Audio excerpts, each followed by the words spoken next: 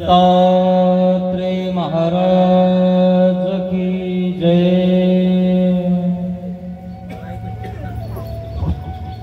जाना में पृथ्वी समूल तरली ते नाम वाचेवसो।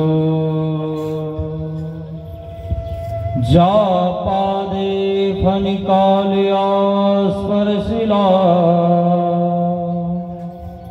तो पाद भाळीवसो। जा पादे फनिकाल्या स्पर्शिला तो पाद भाळीवसो। जा हस्ते श्री गोवर्धन उचलला तो हस्त माथावसो। तो हस्त माथावसो। श्री गोपाल कृष्ण महाराज की जय। महानुभाव शिदोरी आश्रम निपाणी छत्रपती संभाजीनगर या ठिकाणावरून आलेला हा आश्रम तालुका वसमत जिल्हा हिंगोली गाव बोराळा या ठिकाणी मार्गशीर्ष महिन्यात श्री दत्तात्रेय महाराजांचे चिंतन व अवतार दिन साजरा करण्यासाठी आपल्या या बोराळा गावामध्ये आहे। गावातील परमपूजनीय परमहंत श्री पंडित बाबाजी मोती बाबाजींचं आज आपल्या या शिदोरी आश्रमाला ज्या ठिकाणी पोथी आहे या ठिकाणी बाबाजी आले। बाबाजींनी पूजनाचा स्वीकार केला त्याबद्दल बाबाला धन्यवाद करतो।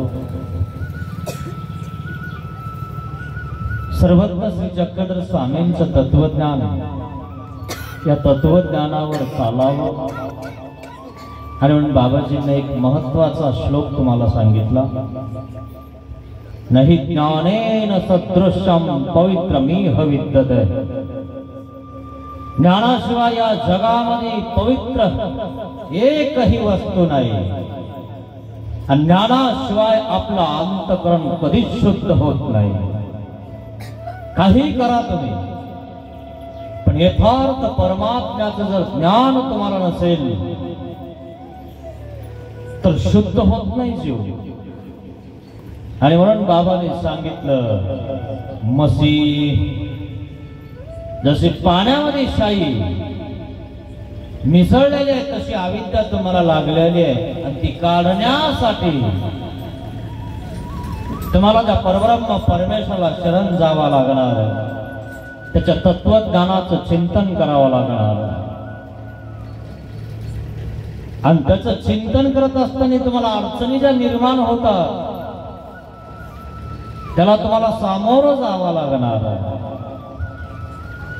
आपल्याला देव पाहिजे मित्रांनो आणि म्हणून देवासाठी आपल्याला सगळ्या गोष्टी सहन कराव्या लागतात। श्री दत्तात्रेय महाराजांचं आपण या ठिकाणी चिंतन करत आहोत। श्री दत्तात्रेय महाराजांचं सगळे भक्तजन ज्ञान यज्ञ करतात।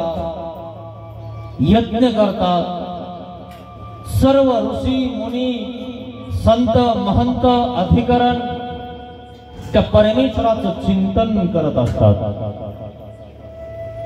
चिंतन करत असताना काही राक्षसी लोक असतात आणि ते लोक त्या संतांना त्रास देत असतात। ते राक्षस मी तुम्हाला सांगितलं मी राक्षस सांगणार आहे। असे राक्षस गुणाचे काही लोक पैदा झालेले असतात ते मोकाट असतात त्याला कठाळ्या सुद्धा म्हणतात सांड म्हणतात लोकांचं खाऊन खाऊन पोसलेले असतात तसे हे दोन राक्षस होते आणि मग ते राक्षस कुठे राहत होते? राक्षस भुवन पंचाळेश्वर जवळ आहे. कुंभान आणि कुंभ नावाचे दोन राक्षस आहेत आणि सर्व संत मंडळी, ऋषी मंडळी श्री दत्तात्रय महाराजांचं चिंतन करण्यामध्ये त्याच परिसरामध्ये गंगेच्या काठावर, गंगेपासून त्र्यंबकेपासून तर राहेर पर्यंत सर्व परिसर सात्विक असा आहे. त्याला गंगा तीर आपण असं म्हणतो. आणि या भागामध्ये बरेच ऋषी, रुचिक ऋषी असतील, देवल ऋषी असतील, अगस्त्य ऋषी असतील, पुलस्त ऋषी असतील, हे सगळेजण तपश्चर्या करण्यासाठी त्या अरण्यामध्ये थांबत होते आणि मग ते देवाचं चिंतन करायचे, देवाची उपासना करायचे. असं असताना या दोन राक्षसांनी, ब्राह्मण पुत्र आहेत कदाचित, ते पाठभेद आहेत त्यामध्ये पण, आणि हे दोन राक्षसी जन्मलेले कुंभान आणि कुंभ, अजूनही त्यांचे दोन नावं दुसऱ्या आहेत पाठभेदाने. हे दोन राक्षस ज्या ठिकाणी यज्ञ चालू आहे, तपश्चर्या चालू आहे, त्या ठिकाणी जाऊन त्या संतांना ते उद्ध्वस्त करायचे, ते यज्ञात पाणी टाकायचे.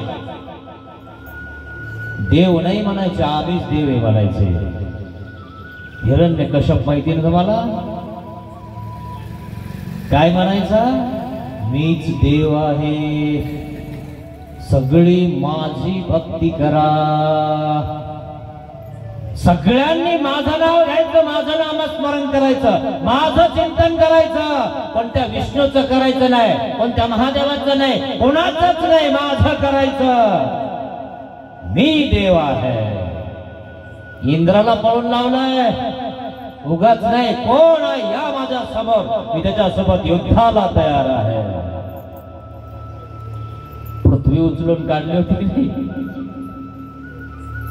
असा हा हिरण्यकश्यप राक्षस आहे. तसेच हे राक्षस कुळातले पण आहेत ब्राह्मण, पण राक्षसी झाले. आमच्या सर्वत्र श्री कृष्ण भगवंताने सांगितलं, माणूस ब्राह्मण असला आणि जर त्याच्यावरले गुण राक्षसासारखे असले तर त्याला राक्षस म्हणलं पाहिजे.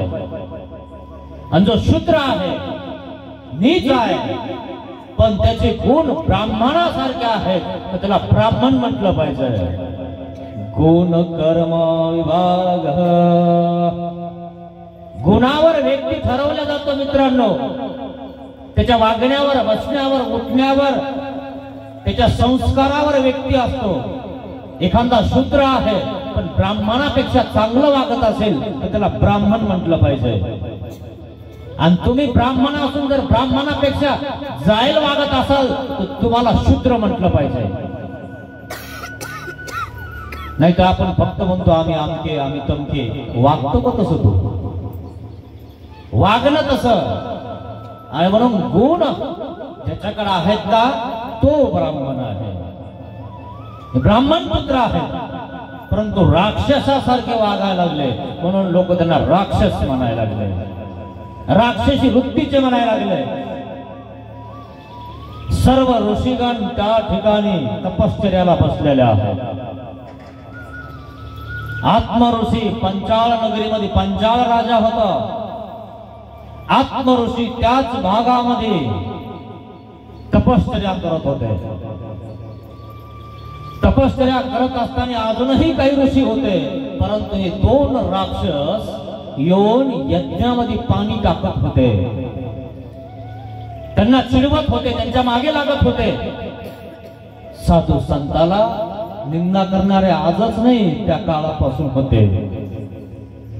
त्या काळापासून ही लोक मागे लागले आणि त्यासाठी त्या लोकांना माग पळवण्यासाठी देव अवतार धारण करत असतो आणि म्हणून श्री दत्तात्रय महाराजांचा अवतार धारण होणार आहे. कशासाठी होणार आहे? परित्राणाय साधूनां विनाशाय च दुष्कृतां. जे साधूंना त्रास देणार आहेत, द्वेष करणार आहेत, मत्सर करणारे आहेत, यज्ञात पाणी टाकणारे आहेत, काही करायचं नाही पण नासून देणारे आहेत, अशा राक्षसी वृत्ती लोकांना मारण्यासाठी श्री दत्तात्रय महाराजांचा अवतार आहे. जेव्हा धर्माला ग्लानी येते ना तेव्हा हे होते. यदा यदा हि धर्मस्य ग्लानिर्भवति भारतः अभ्युत्थानम धर्मस्य तदात्मानं सृजाम्यहम्. ग्लानी येत आहे धर्माला त्यावेळेस श्री दत्तात्रय महाराजांचा अवतार धारण होतो. ग्लानी करणाऱ्या लोकांना त्या ठिकाणी बाजूला करतात, रस्ता मोकळा करतात. सर्व ऋषीगण त्रसले आणि त्रसल्यामुळे सगळे ऋषी मुनी एकत्रित जमले, आत्मऋषी वगैरे सगळे. आणि मग त्या ठिकाणी पंचाळ नगरीमध्ये, पंचाळेश्वर मध्ये पंचाळ नावाचा राजा होता. त्या ठिकाणी त्या राजाकडे गेले, सगळे मिळून गेले. राजन, आम्ही सर्व ऋषी मुनी या अरण्यामध्ये तपश्चर्या करत असतो, त्यावेळेस कुंभ आणि निकुंभ नावाचे दोन राक्षस आम्हाला तपस्येला बसू देत नाही, आम्हाला चिंतन करू देत नाही, नामस्मरण करू देत नाही. आमचा यज्ञ चालू असताना आमच्या यज्ञात पाणी टाकतात. असं करत आहेत, तुम्ही यांची विल्हेवाट लावा. आणि म्हणून पंचाळ राजाने सगळा प्रस्ताव ऋषी मुनींचा ऐकून घेतला. आणि मग पंचाळ राजाने सांगितलं, ठीक आहे, काही हरकत नाही. आणि मग पंचाळ राजाने कुंभ आणि निकुंभ नावाचा दोन राक्षसांना मारण्याची तयारी केली. राक्षस भवन या ठिकाणी ते राहत होते, पण त्यांची राजधानी कडा रोकडा होती.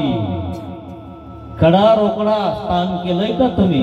पंचाळेश्वर केल्यानंतर नदीच्या या बाजूला मागच्या बाजूला जर गेले ना तर कडा रोकडा बळेगाव पासून आपल्याला जावं लागतं.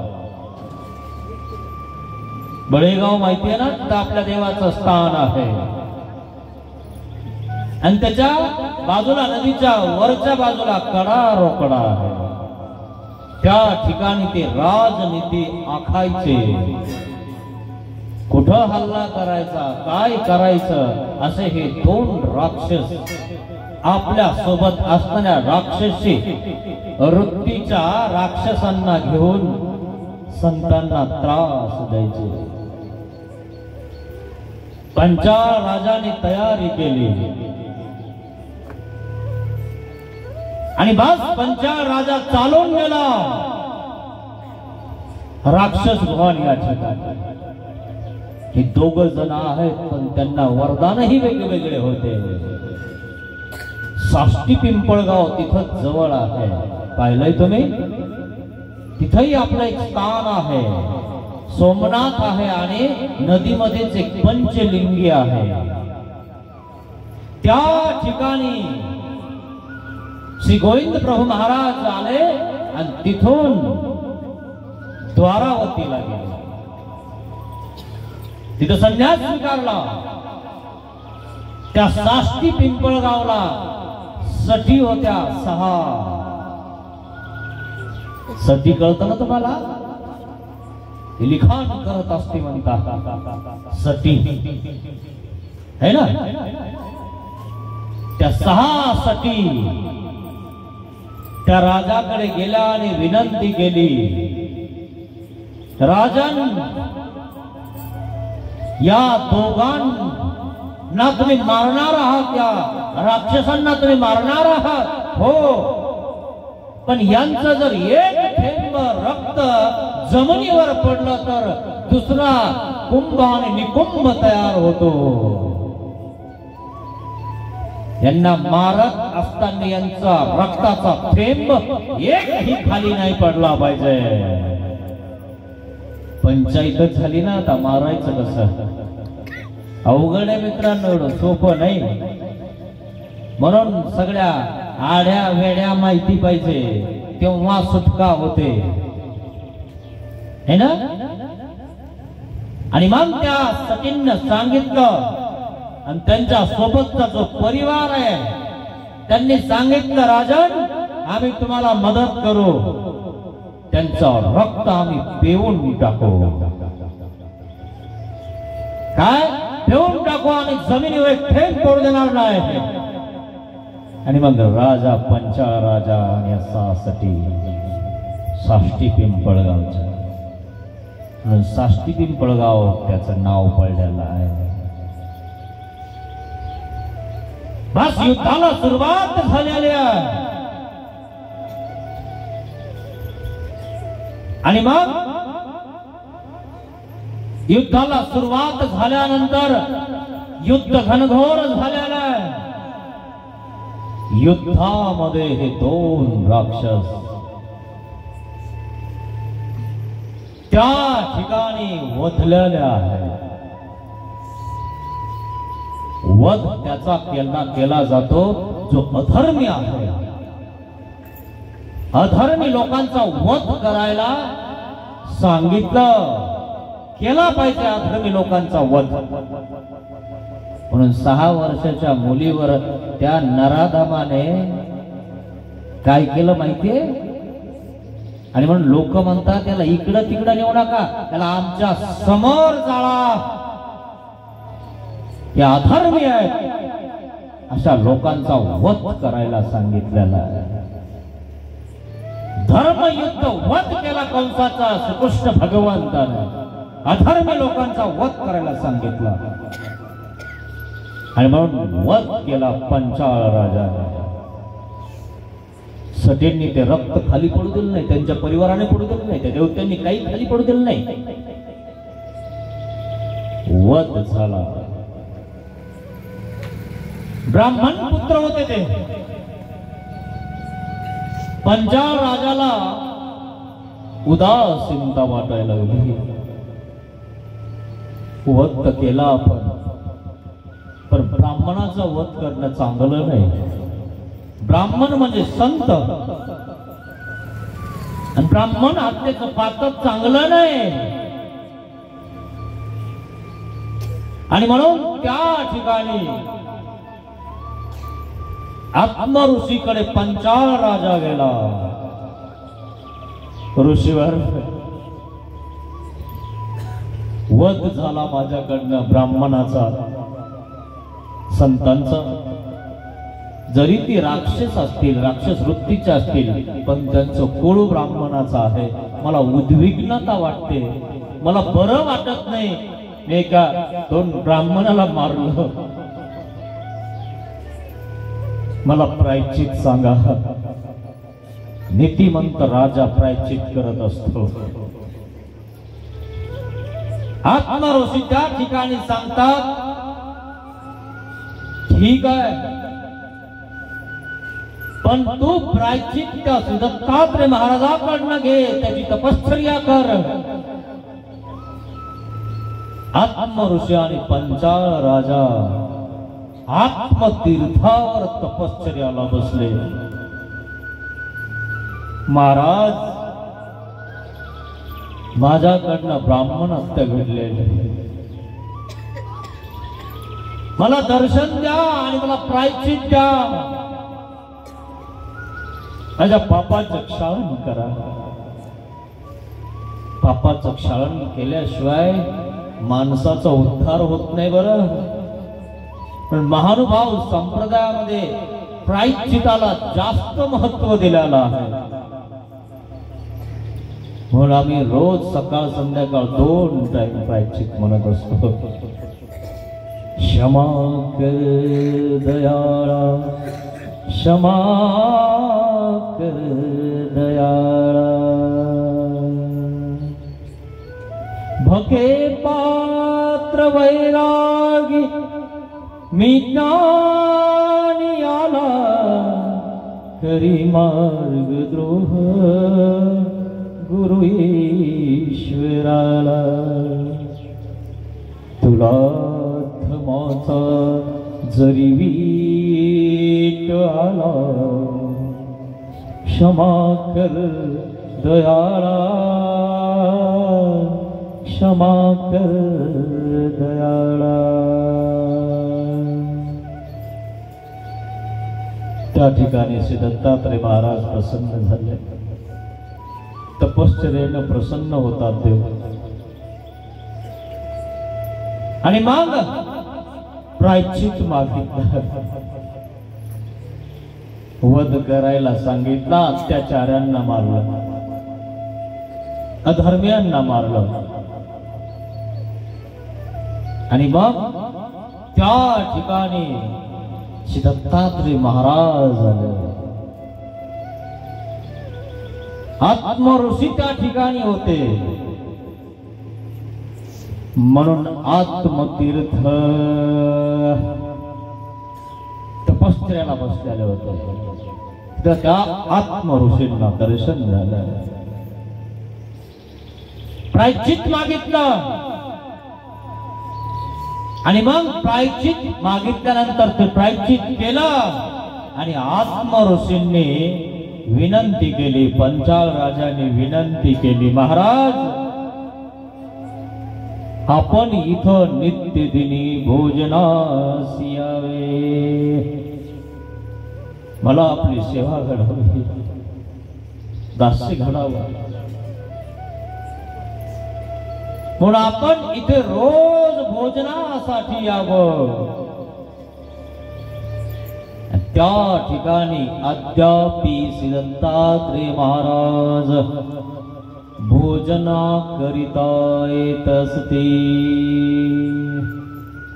आता सध्या श्री दत्तात्रय महाराजांचं वास्तव्य दुपारच्या 12 वाजता कोल्हापूरची भिक्षा माहुरी निद्रा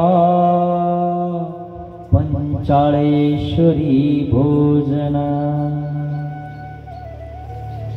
पंचाळेश्वरी गौतमी तट तेरे मध्यान काळी प्रभो,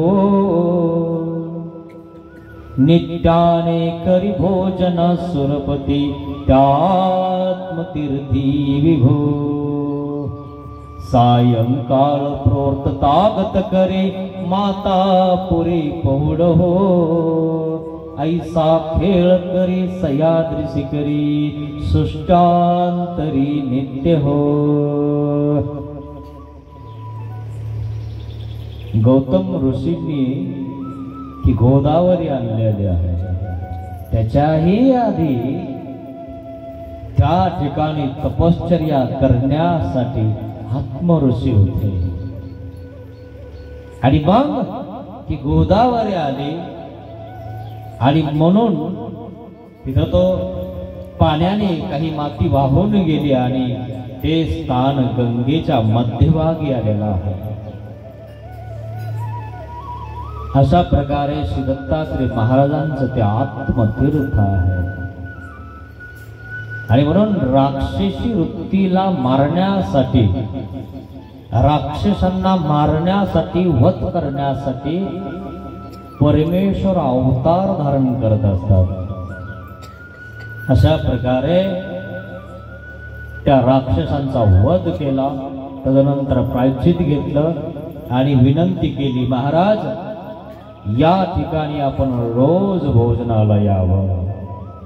आणि म्हणून पुढील जी लीळा आहे सर्वज्ञ श्री चक्रधर स्वामींनी सांगितलेली, ही अवघे तीर पवित्र घाला घाला गा दंडवते। कळस दिसले की दंडवत घालतो आपण देवाला।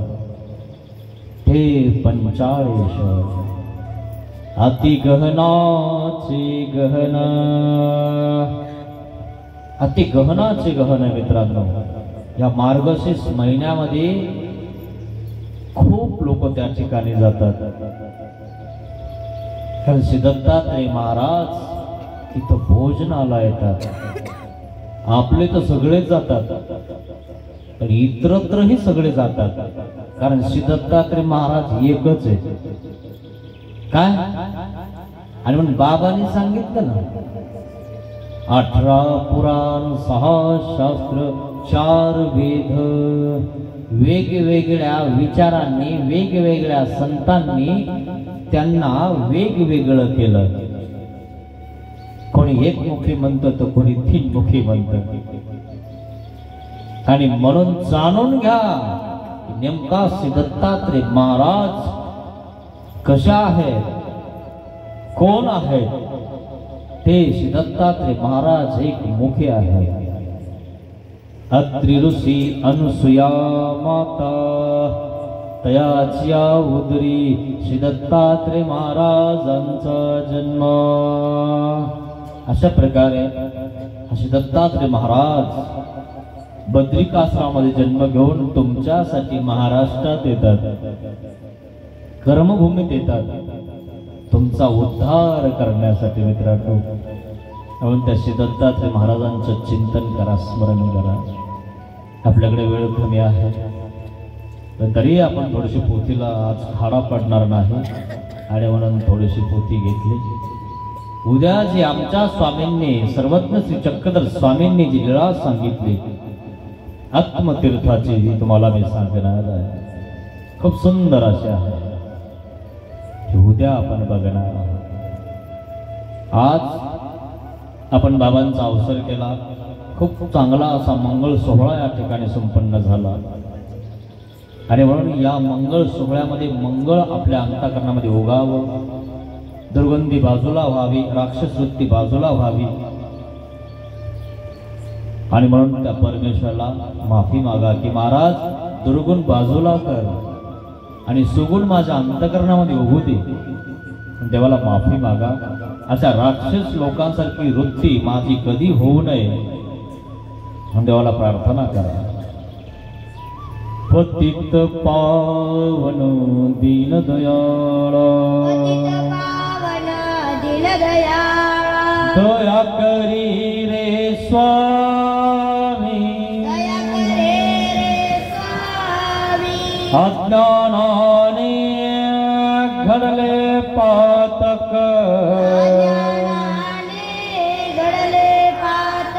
म्हणून पापिया मी, दया करी रे स्वामी, ज्या मनाने पाप कल्पिले, ते मन तुला दिले मी, दया करी रे स्वामी, ज्या वाचेने जना दुखविले, ती वाचा तुला दिले मी, दया करी रे स्वामी, देहाने हा कर्म कराया, दास तुझा मी झालो, पतित पावन दीन दयाळ, दया करी रे स्वामी, दया करी रे स्वामी, दया करी रे स्वामी, दया करी रे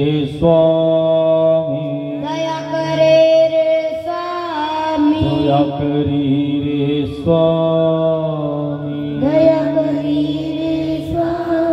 श्री गोपाल कृष्ण महाराज की जय, श्री दत्तात्रेय महाराज की जय. दंडवत